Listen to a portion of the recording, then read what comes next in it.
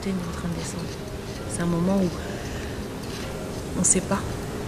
Et on sait qu'on ne sait pas. Et ça fait peur.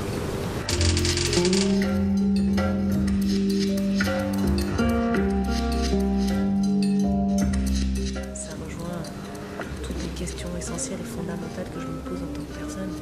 À savoir ce qu'on redoute le plus. C'est quand même, on sait que ça arrivera.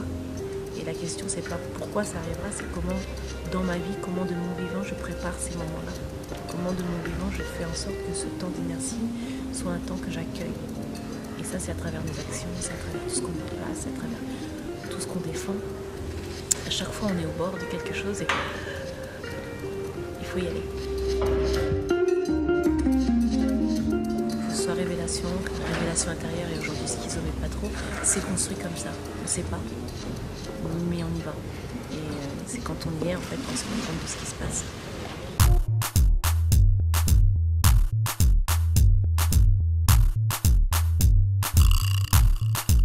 Voilà, ce dont je me souviens, le sentiment le plus clair que j'ai quand j'étais donc interprète et danseuse, c'était de réussir à me voir dans les yeux du chorégraphe qui était en face de moi. Et donc je me suis juré que le jour où je serai chorégraphe, j'inviterai les gens du plateau, mes interprètes, mes danseurs, les personnes qui viendraient à la maison, comme je l'appelle, se retrouver dans mes yeux, se retrouver dans mes intentions et dans ma bienveillance. Donc le travail de la compagnie, il est d'abord basé autour de ça, autour de cette valeur d'être bienveillant, parce que tu demandes aux gens de se mettre à nu, de porter un propos, de porter des images, des sensations autour d'un projet. Et je pense que la bienveillance, elle est nécessaire pour que les gens ne se sentent pas seuls et pas tout nus tout le temps en fait. Et donc ma première façon de chorégraphier, c'est déjà d'avoir conscience de qui j'ai en face. Et je cherche l'être avant la fonction. D'abord on est, ensuite on fait.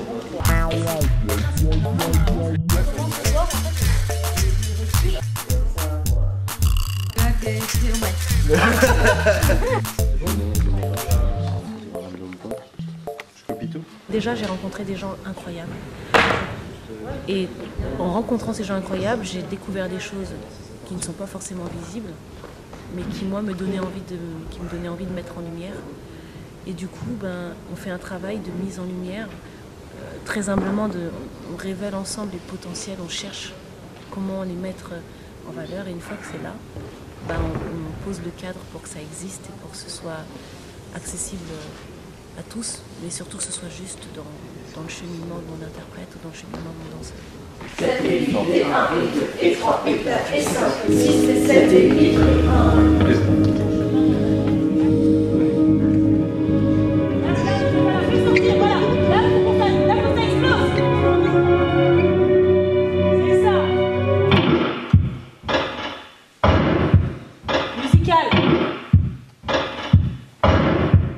Ça a été une sacrée période de résidence, de création.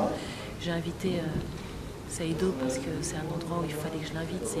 C'est le mari d'un de mes papillons de génération 1, c'est le mari de ma sœur. Et voilà, j'ai besoin d'être là, de le rencontrer. Cynthia, il fallait qu'elle revienne. Elle est partie 1 an, elle est devenue maman entre-temps. Elle n'a pas fait révélation intérieure. Il fallait qu'elle revienne. Laure, elle est arrivée, c'était la petite dernière. On a commencé à goûter du plat et boum, tout d'un coup, révélation, c'est fini. C'est la suite, quoi, next. Et là où elle était la plus petite, elle devient la plus grande. Donc c'est normal. Marine, elle nous ressemble tellement, quoi. C'est juste quand je la vois, je les vois toutes. Je les vois toutes, en fait. Je me dis, c'est nous en plus petit. Voilà, donc elle me plonge à un endroit où j'aime aller, quoi. Allez, on y va. Au coup, quand je l'ai vu, je dis, waouh, qu'est-ce qu'il est beau, mais qu'est-ce que je vais faire de lui, quoi. Le mec, il a des chevilles, c'est des morceaux de tasse, c'est des tasseaux tellement c'est solide. Il vient du classique, il parlait pas français, enfin. Mais voilà, si on est vraiment vrai, on va se rencontrer, on va trouver le moyen et le langage pour se rencontrer. Et Olivier, c'est un jeune que j'ai vu commencer à Aulnay. Il habitait dans la zone nord d'Aulnay, mais il était tout le temps là dans les cours, gourmand. Et son premier battle, il est tombé contre Cynthia et moi.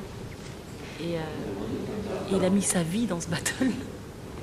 Et je me suis toujours dit que si un jour j'avais l'opportunité, j'espérais le rencontrer. Et Andy, ça a été une surprise, une découverte. Et ouais, c'est un beau danseur, mais il a une définition du hip-hop que j'aime parce qu'il est très sensible et que ouais, il arrive des fois, alors beaucoup moins maintenant, mais ouais, le hip-hop il y a un côté comme ça, tu vois. Et en fait, lui, il a juste une vraie sensibilité qui me touche, qui m'émeut, et je me suis dit tiens, est-ce que je vais réussir à mettre cette sensibilité au service d'un propos et à le laisser l'assumer en fait dans un cadre. Est-ce que je vais réussir à poser un cadre dans lequel il aura la liberté d'être lui avec cette sensibilité-là.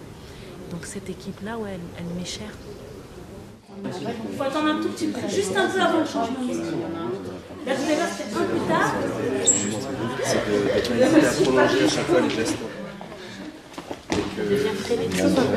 Tourner un petit peu ce qu'on s'était dit à la base, à savoir que... Voilà, les gens ne comprendront peut-être pas, mais c'est vrai que moi, hip-hop rime avec engagement. À l'endroit où, oui, le hip-hop a son histoire, et une histoire qui est là, qui est stable, qui doit rester, qui doit exister. Puis il y a aussi ce qu'on en fait de cette histoire et à quel endroit elle nous percute.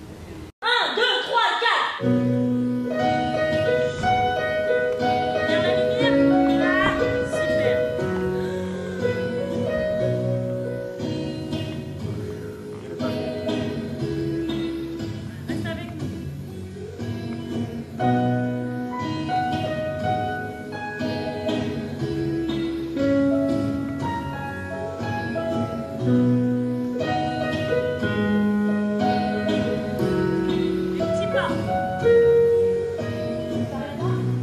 On s'arrête là. Non mais du coup, je les ai invités à rejoindre la compagnie.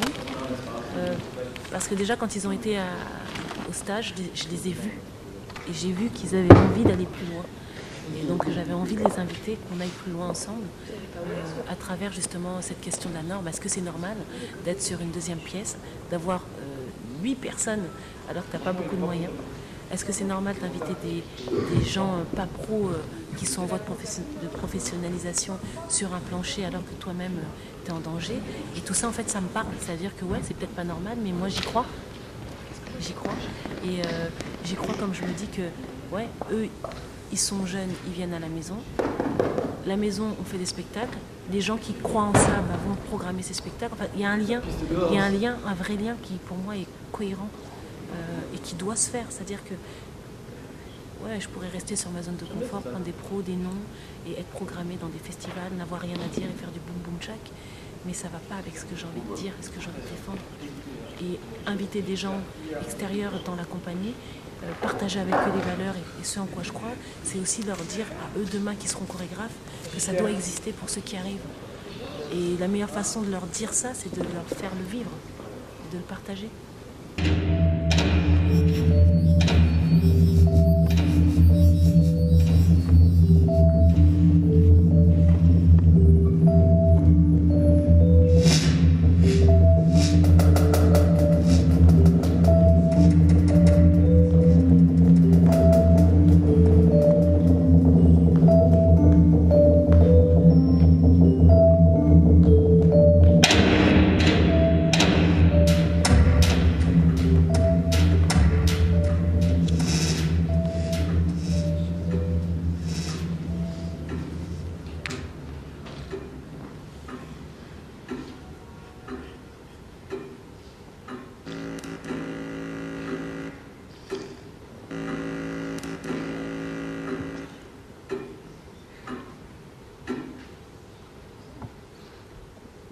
Cette maison, c'est un endroit où c'est sous mon toit en fait.